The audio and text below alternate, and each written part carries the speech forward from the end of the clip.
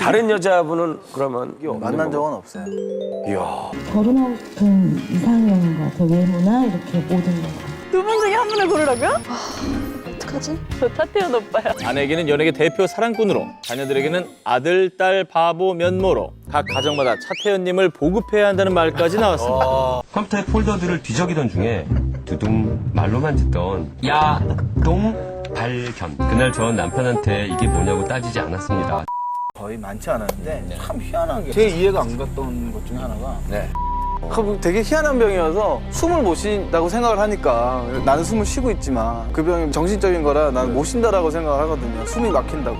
응급실을 아주 무슨 뭐 내 집 가듯이 갔었어요. 저는 꿈을 다 이뤘어요. 아유야. 네, 그래가지고 사실은 정말 제가 원했던 꿈은 다 이뤘어요. 오. 뭘 더 바라진 않아요, 절대. 1976년생으로 올해 48살인 차태현은 지금의 아내와 무려 17살 때부터 만나 13년이나 연애 후 결혼까지 이어졌다고 하는데요. 13년이었나? 나는 고2 때 만나가지고 고2 때 고1 때 만나서 심지어 지금의 아내가 그에겐 첫사랑이자 끝사랑이라고 하죠. 잠만, 끝사랑인지는 아직 모르는 일인가? 재주 씨가 고등학교 때 만난 첫사랑이잖아요. 그렇죠. 네. 다른 여자분은 그러면 만난 적은 없어요. 이야. 놀라운 사실은 13년 연애 시절 동안 차태현 커플은 서로 다툰 적이 거의 없었다는 사실인데요. 사실 그 이유는 싸우기 전에 서로 화해가 아니라 헤어져 버렸기 때문이죠. 그동안 연애하시면서 이렇게 다투거나 그런 적은 없었어요? 다투거나 이런 거는 없었어요. 거의 많지 않았는데 참 희한하게 제 이해가 안 갔던 것 중에 하나가 편지를 쑥 주고 가요. 이별 편지야. 저희가 5번, 6번 정도 헤어진 것 같은데 한 번도 제가 먼저 헤어지자고 한 적이 없는 것 같아요. 그럼 계속 그때마다 다시 만나자고 한 그것도 나였어요. 꼭 내가 먼저 가게 되더라고요. 제가 나름 유명해졌을 때도 새벽에 그 집 앞에 가더라고요. 차에서 기다리다가 잠이 들어가지고 그러니까 나름 배운데 애들이 이게 등교하고 이게 얼굴 보면 알 정도예요.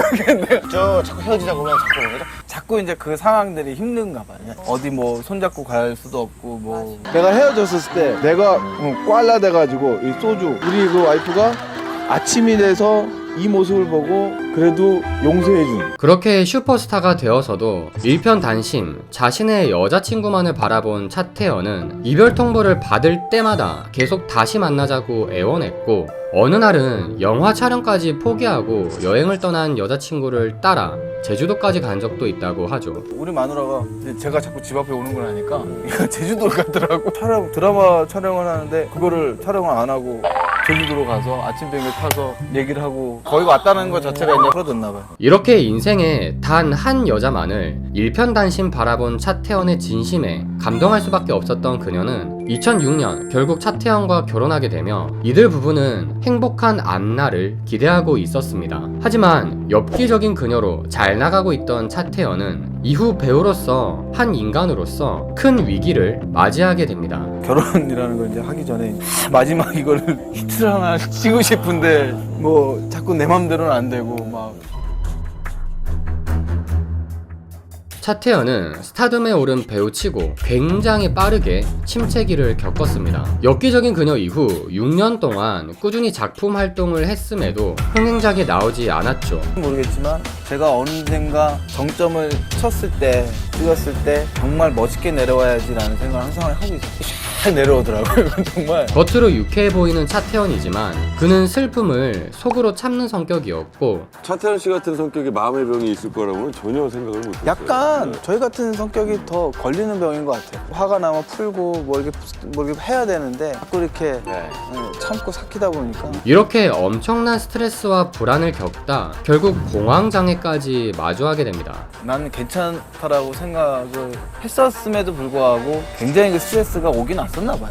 중국 공연을 가서 비행기에서 그게 체했는지 뭔지 모르겠지만 한번 제대로 쓰러졌어요. 막 올라오더라고요. 뭐가 이상해. 막 체했다는 느낌보다 갑자기 식은땀이 막 나고, 그때 딱 처음으로 정말 부탁인데 산소호흡기 좀 달라고. 숨을 못 쉬겠으니까.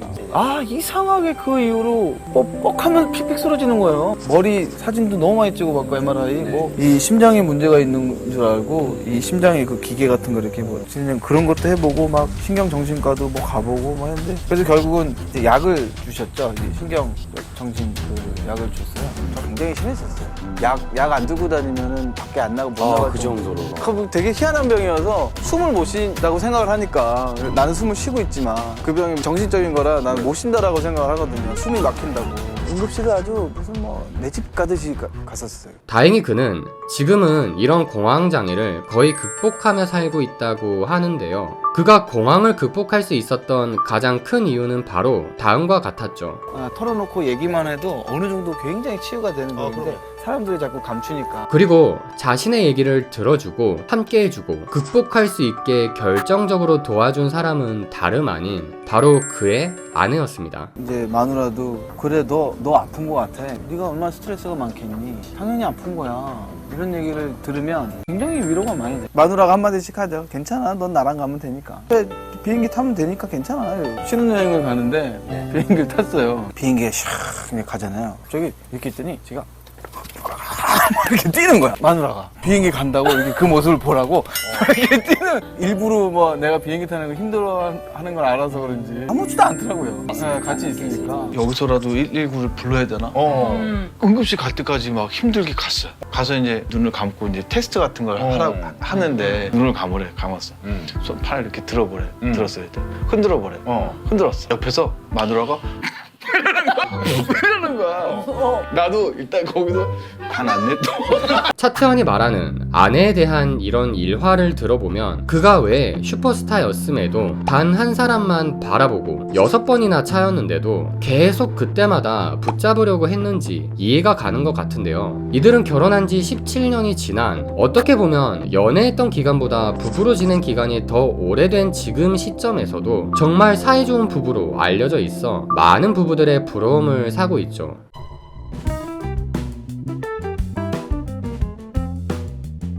남편감으로 삼고 싶은 배우 순위에서 차태현은 많은 꽃미남들을 제치고 2순위에 오른 적이 있습니다. 결혼하고 싶은 이상형과 그 외모나 이렇게 모든 것. 두 분 중에 한 분을 고르라고요?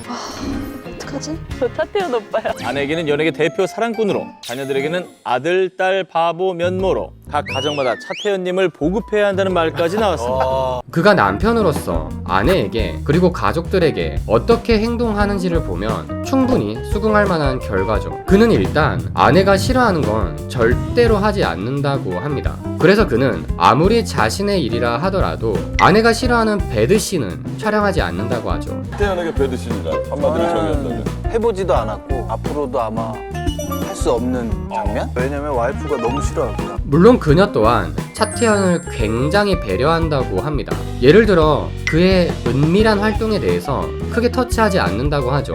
아니 터치하지 않는 수준이 아니라 아예 같이 보자고.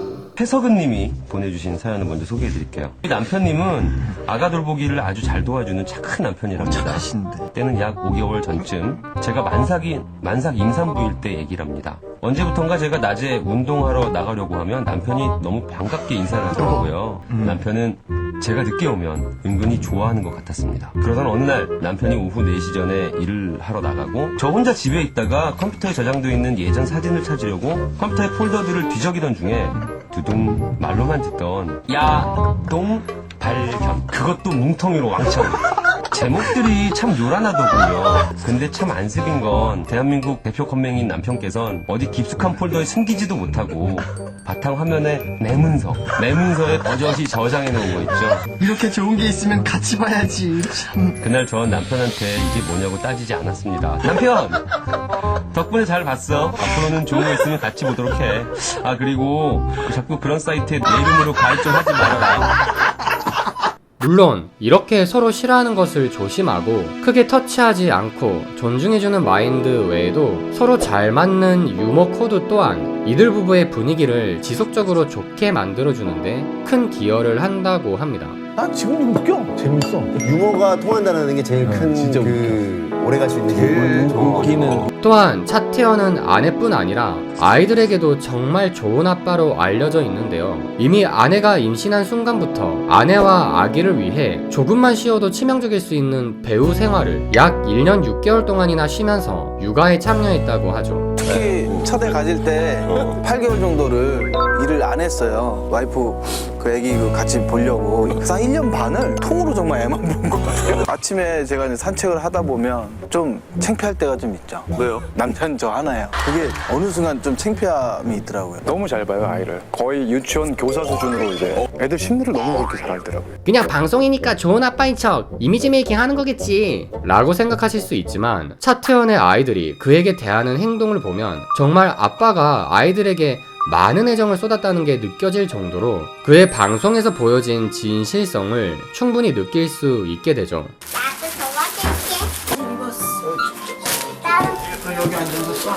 수진아 이거 네 거기서 죽지 말고 다치지 말고. 야 그거 죽으면 어떡해.